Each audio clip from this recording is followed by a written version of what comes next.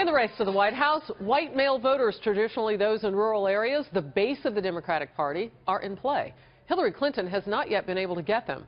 But is that changing? According to the latest CNN ORC International poll, 50% of men that say they would vote for Donald Trump if the election were today, 44% say they would support Hillary Clinton. And by that, you can see that Clinton has actually cut her deficit in that area in half in just a week. So the convention perhaps playing a role in that. The surveys show Clinton also made up some ground in white voters following the Democratic convention. Those Trump still leads by 14 points. Glenn Hall is here. He is the U.S. news editor for the Wall Street Journal. So first of all, I want to talk about Donald Trump's strength in those areas and why he resonates better than she does at this point. Yeah, from the beginning, that has been Donald Trump's base, the white working class male in America. And he's saying things that they perceive to be speaking the truth, speaking their language, understanding their pain right now. So when he talks tough, that resonates. When he talks about the economy and the challenges that need to be addressed, that resonates. So you see his high favorability in managing the economy and as well as in addressing threats like ISIS have been propelling a lot of that male vote. You know, not to put too fine a point on The Apprentice and the TV show, so let's move that aside. Some of what observers have told me, political observers, Glenn, is that they trust that Donald Trump understands what it means to sit across the table from somebody who is about to gain or lose a job. And it is that point of empathy, they say, that works for him, whereas they don't imagine Hillary Clinton in that role.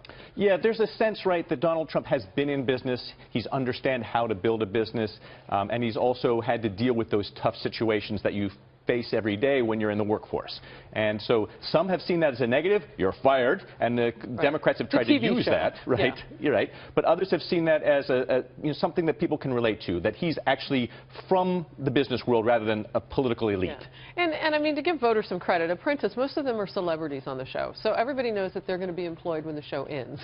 So that's one basis for why they don't really feel that sympathetic towards those being fired, I would imagine. Let's talk about her strengths and her weaknesses.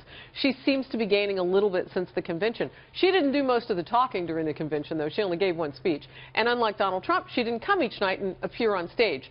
So others would have had to put something on the minds of voters about Hillary Clinton. She didn't do it herself. What was it? Yeah, that's right. So Hillary's message has been really to appeal to the women and play that women's card that she's talked about so effectively.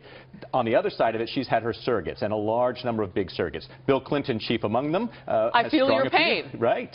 You've got the president himself has been out there, and we saw him out there today. You've got Joe Biden, also a big appeal to the working class white male. So she's got all of those. And in the convention, we also saw that large number of admirals and generals that came out on the stage as well. Another appeal to that large part of the military male class. So there's been a number of things that were done during the convention that were having surrogates reach out to that white male population and say, we've got your back. So in your team's reporting, I'm wondering if you're seeing this. This is a question that I've had all along, and it has to do with the women's card, which, by the way, if you go online, it looks a lot like the New York subway metro card. I'm just saying. But this idea of appealing to women based on, I'll do more for you because I'm a woman, is how I understand it.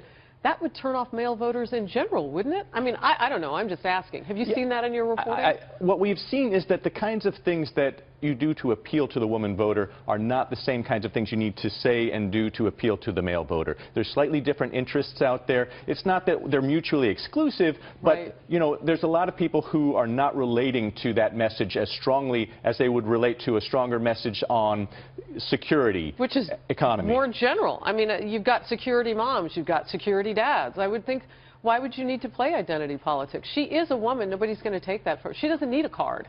Yeah, I think that should have been a natural for her, that it was maybe even a given that she was going to appeal, but it has not been so clear in all of the polling that she's got a lock on the female vote. And one of the things that she really needs to be doing in this election is pulling away Republican women to vote on her side, because if it's going to be as close an election as they think it's going to be, that's interesting. She's got to have a broader appeal. So what does she say to them? You know, I think she's trying to speak to the mother, the sister, the daughter, and not speak necessarily in broad terms of politics, but in terms of women's rights, equal pay, taking care of the things that everybody has in common if you're a woman in America. Yeah, interesting. Well, the numbers are still there. We can't say they don't lie because we're too far away from the convention, and everybody in your shoes keeps telling me that they can flip. So thank you. I appreciate you being here.